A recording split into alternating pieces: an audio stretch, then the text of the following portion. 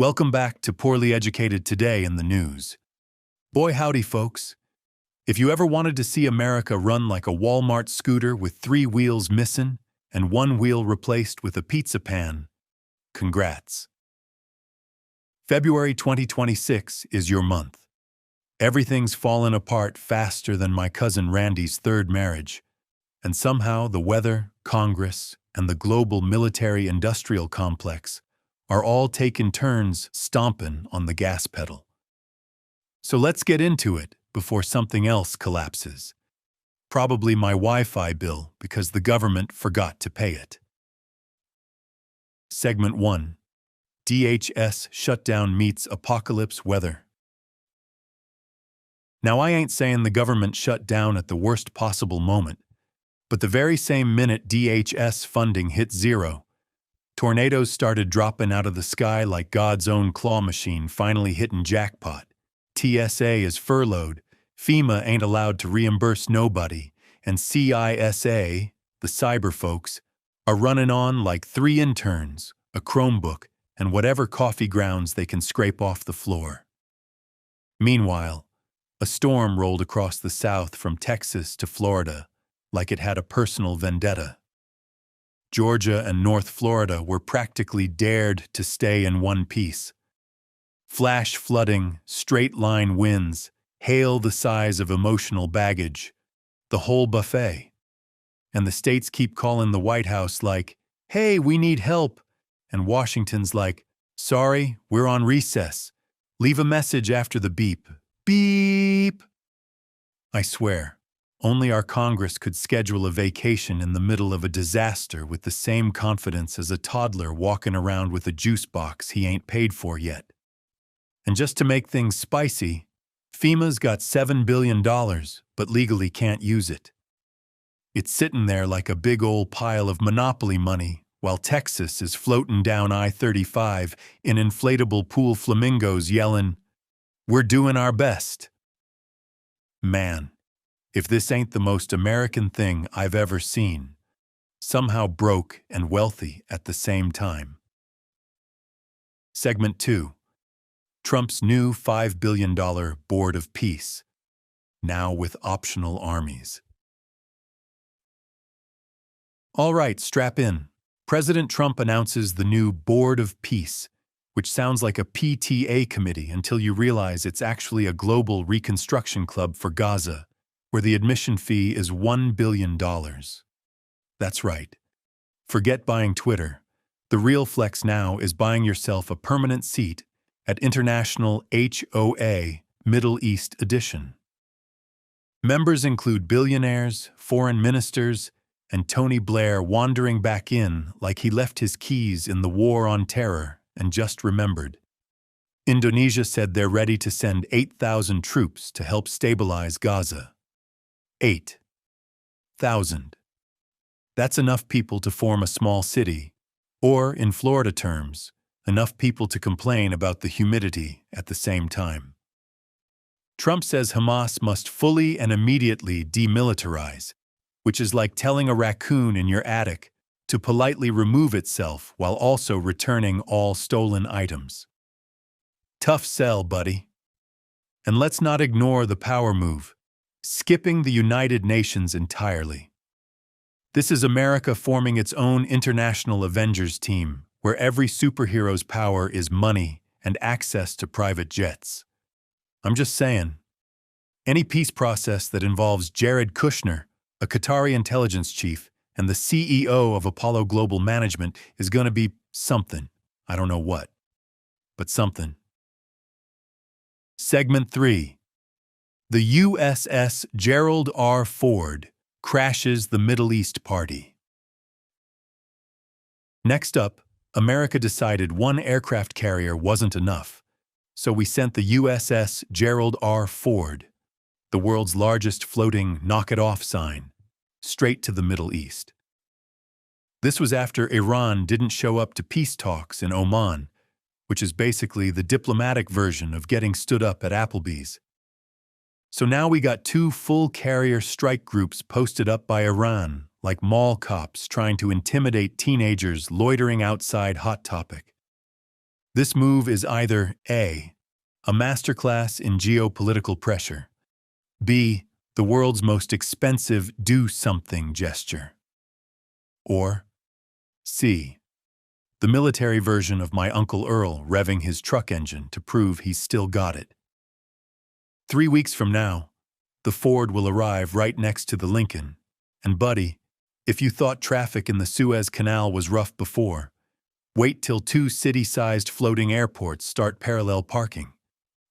The whole world is watching like, are y'all about to fight, negotiate, or just pose for intimidating drone footage? Nobody knows, not even us. Segment 4. Tech Market Meltdown. AI eats everything, including itself. Now let's talk economics, or as I like to call it, numbers that go up and down while none of us can afford groceries. Wall Street freaked out this week when big tech stocks tanked harder than my attempt to grow hydroponic tomatoes in a closet. Turns out investors are terrified that AI is going to replace SaaS companies entirely. And honestly, yeah, it might. AI is out here threatening to replace everyone except politicians, because AI makes sense. The Nasdaq dropped over 2% for the week, but Rivian jumped 26%. Coinbase soared 16%, and Applied Materials went up 8%. The market right now is basically a toddler on a sugar high. Unpredictable, but definitely loud. But while the stock market is panicking, corporations are wilding out with mega mergers now that the Texas court killed the new HSR disclosure rules. ServiceNow wants armies for $7 billion. Intel's circling Samba Nova like a hawk staring at a field mouse. And SoftBank bought an entire data center empire, like somebody impulse buying a hot tub. This is what happens when you deregulate everything. Companies start buying each other like Pokemon cards. Segment 5. Immigration chaos. Courts, statlessness, deportations, and a whole lot of oops. Over in immigration land, the news is hotter than a dashboard burrito in July. A federal judge ruled that the administration illegally deported Venezuelans using the ancient Alien Enemies Act, a law older than my grandpa's opinions. And now the government has to fly them back. Imagine telling a whole agency, y'all did it wrong, undo it. ICE is probably looking at Expedia like, do y'all do group rates? Then there's the stateless refugee from Bhutan, deported to Bhutan even though he has never lived there, and Bhutan didn't even ask for him. That's not deportation. That's lost and found gone horribly wrong. Meanwhile, Minnesota's Operation Metro Surge got shut down after the tragic protest shootings of Renee Good and Alex Pretty, which then helped tank DHS funding entirely. It's like every immigration decision this year got written by raccoons trapped in a ceiling tile. Courts are stepping in, states are freaking out. DHS is broke. ICE is confused. Migrants are ping-pong balls.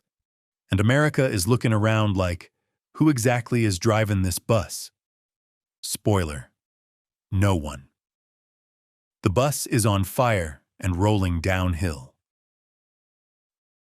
Segment 6.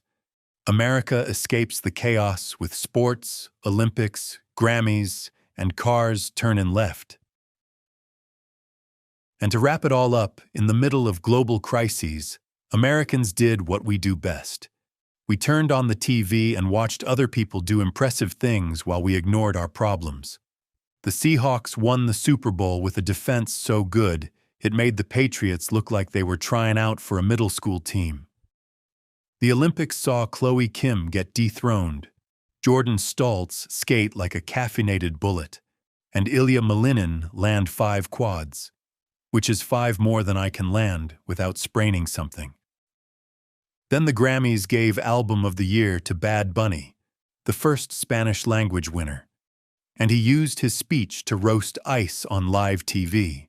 Nothing says American political moment like immigration policy being debated by a reggaeton superstar, while half the audience wears sunglasses indoors.